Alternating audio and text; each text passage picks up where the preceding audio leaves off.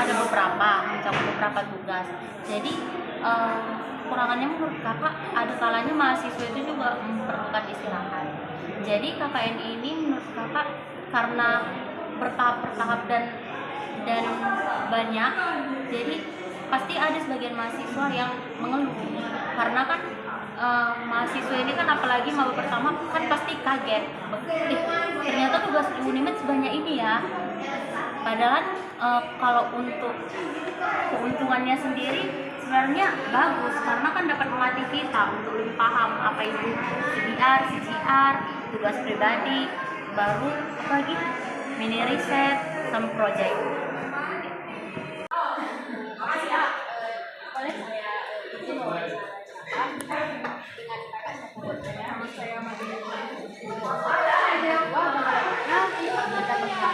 Tentang tugas KKN yang ada di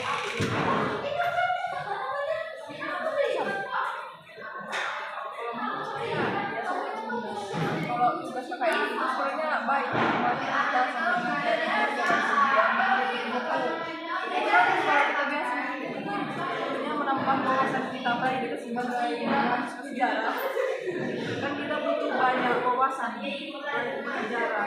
Jadi dari tugas sebenarnya ada baiknya tapi ada juga kurangnya karena sebenarnya terlalu banyak kan ada 6 tugas satu mata kuliah dan itu semuanya rata-rata setiap minggu ada tugasnya. Jadi menurut saya terlalu banyak.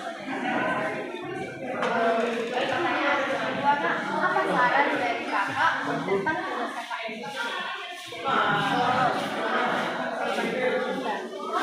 Kalau untuk depannya menurut saya sebenarnya buat ada tugas KKN ini tapi lebih baik buat berkelompok. Kalau dibuat yang banyak berkelompok, kita lebih mudah mahasiswa ini untuk mengerjakannya. Kalau di sini kan kita juga kadang nggak terkejar waktu karena kita harus kuliah, harus banyak tugas. Jadi lebih baik menurut saya itu banyak tetap harus bertugas KKN ini, tapi buat berkelompok biar lebih memudahkan dan lebih ringan kuliahnya. Selamat siang bang, kami sini ingin mewawancarai abang. Boleh bang? Boleh bang. Saya ingin bertanya bagaimana pendapat abang tentang tugas KKN yang ada di Unimed ini? Tugas KKN ini pada dasarnya kan itu memang tugas dasar mahasiswa yang dimana diperuntukkan untuk melatih pola pikir mahasiswa dalam berpikir kritis. Ya dasarnya sih ya memang itulah tahapan bagi mahasiswa. Itulah bedanya kita sama siswa karena KKN ini. Oke bang, pertanyaan yang kedua bang, seberapa baik Anda memahami konsep KKN ini sebelum dan setelah menyelesaikan tugas? KKN ini kan terbagi beberapa tugas seperti riset, CBR tugas sebetulnya pemakalah, ada juga rekayasa ini. Jadi mungkin seperti contohnya lah, kalau pemahaman saya tentang salah satu tugasnya seperti CBR itu kan review buku. Tapi dari semua tugas yang ada di KKN itu tetap berpatokan cuma dalam mengkritis sesuatu atau menulis sesuatu. Jadi ya gimana pun juga semuanya tetap berfokus pada pemikiran itu. Berbeda dengan pemikiran waktu masa kita masih pada siswa, dalam pembelajaran mahasiswa ini kita lebih difokuskan untuk mengeluarkan aspirasi kepala kita.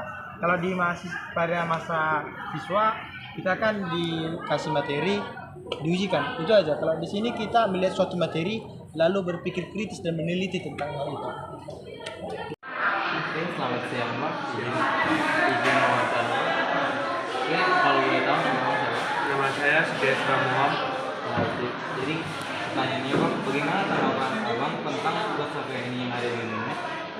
Tugas KKN di Unimed itu sebenarnya itu lebih banyak karena tugasnya saking banyaknya itu betul-betul buat tidak satu bentuknya tetapi mata kuliah yang banyak. Itu yang membuat kami kita sebagai mahasiswa itu sangat membebani dengan tugas itu. Dan itu efisiensinya juga tidak efisien karena ada juga contohnya mahasiswa yang lain itu kerjakan itu pakai joki dan menggunakan AI. Itulah yang tidak membuat esensi dari KKN itu tidak ada.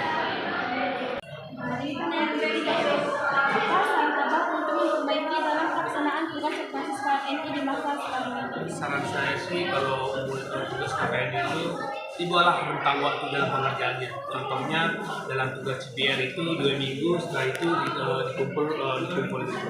Itulah akan membuat tata cara pengerjaan KKN itu berjalan dengan baik dan tidak dikejar-kejar deadline. Dan satu lagi itu tolong sistem blok itu dihapus di Unimed ini. Terima kasih.